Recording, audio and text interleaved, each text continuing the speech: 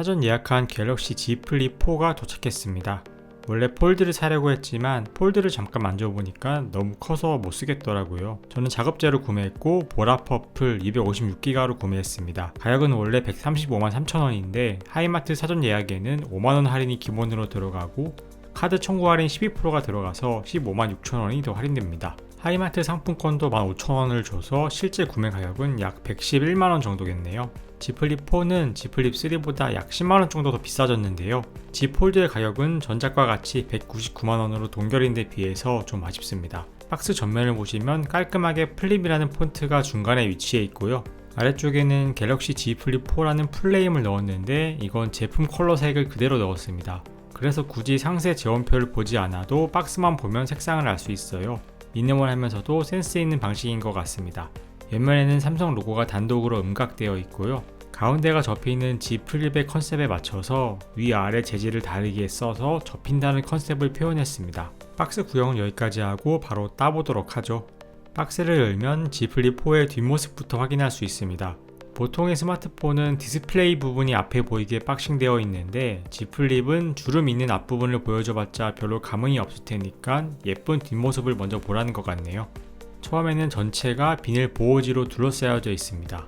전시품은 이전에도 많이 봤지만 이렇게 내돈내산 새 제품을 언박싱할 때에는 느낌이 다르네요. 필름을 벗겨주니까 사각사각한 표면 질감이 더 매력적으로 보입니다. 메인 디스플레이에는 기본적으로 보호 필름이 붙어 있어요. 그리고 공장에서 막 나온 제품의 주름은 어떤지 자세히 확인해 보았는데요. 확실히 이전에 보았던 전시품보다는 주름이 더 적게 느껴졌습니다. 지금은 화면이 꺼져서 이 정도인데 화면이 커지면 잘 안 보일 것 같아요. 손으로 만지면 어느 정도 느껴지기는 하지만 이전처럼 거슬리지는 않네요. 정말 미세하게 향상된 느낌인데 그래도 소재를 업그레이드 하긴 했나 봅니다. 옆면은 살짝 곡률이 있는 유광 테두리로 마감되었습니다. 그리고 옆면의 프레임에는 기스를 막기 위한 보호 필름도 붙어 있어요. 필름 디자인의 핵심이 이 후면부 커버 디스플레이죠.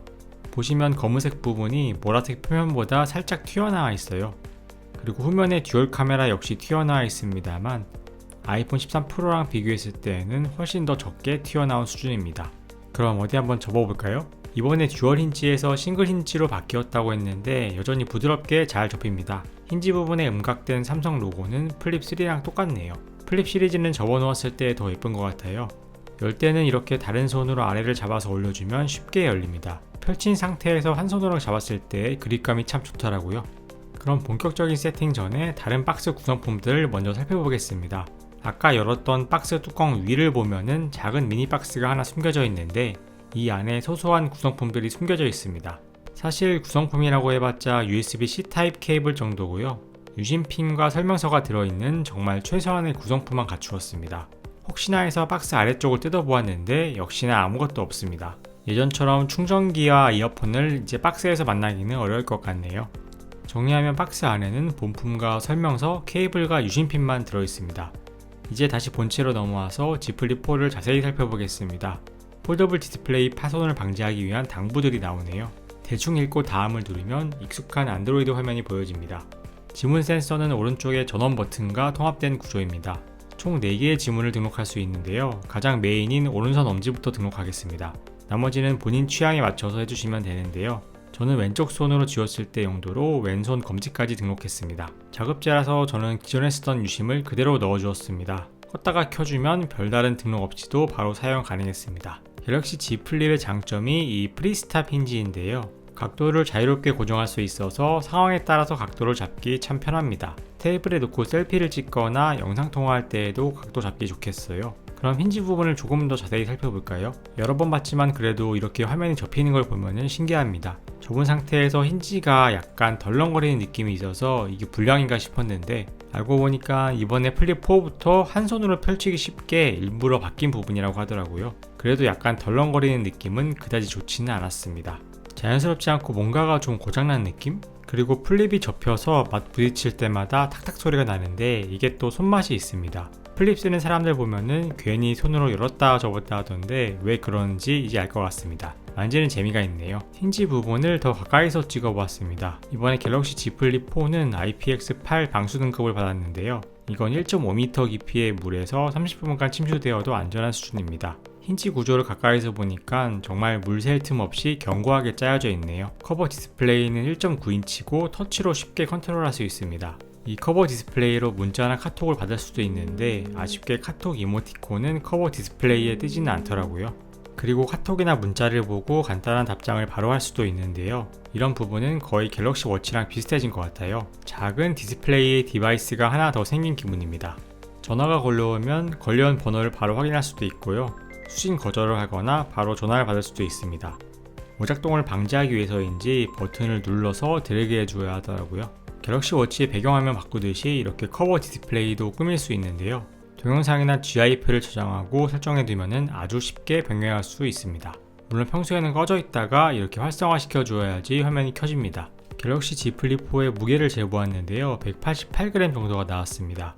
203g의 아이폰 13 프로를 쓰던 저에게는 꽤 가볍게 느껴졌네요. 전작에서 가장 큰 문제였던 배터리는 3700mAh로 400mAh가 더 업그레이드 되었지만 그래도 배터리 사용에 여유 있는 수준은 아니었습니다. 저 같은 경우는 하루를 못 버티고 충전을 꼭 해줘야겠더라고요. 며칠 동안 써보면서 가장 좋았던 건 바로 삼성페이였습니다. 커버 디스플레이에서 삼성페이를 바로 실행할 수 있는 게 정말 편했습니다. 폰을 열거나 카드를 꺼낼 필요 없이 Z 플립의 지문만 인식하면 카드 결제가 가능합니다. 지하철의 교통카드로 사용할 때에는 따로 앱을 실행하지 않아도 바로 대기만 하면 인식이 됩니다. 원래도 갤럭시의 장점이었지만 이렇게 접힌 상태에서 주머니에서 꺼냈으니까 더 편하고 좋더라고요. 걸으면서 한 손으로 쓰기도 테스트 해봤는데요. 일단 플립을 한 손으로 열기가 그다지 쉽지는 않았습니다. 따로 링 케이스를 장착하지 않으면 펼치다가 손에서 미끄러질 것 같더라고요. 그래도 불가능한 정도는 아니라서 익숙해지면 잘 쓸 수 있을 것 같네요. 갤럭시 워치 4 40mm랑 페어링 해봤는데 느낌 나쁘지 않네요. 이제 갤럭시 브랜드도 고유한 컬러를 찾아가는 것 같습니다. 집에서 놀고 있던 갤럭시 버즈 라이브도 다시 가져와서 페어링 했습니다. 오랜만에 꺼내서 업데이트를 한참 했네요.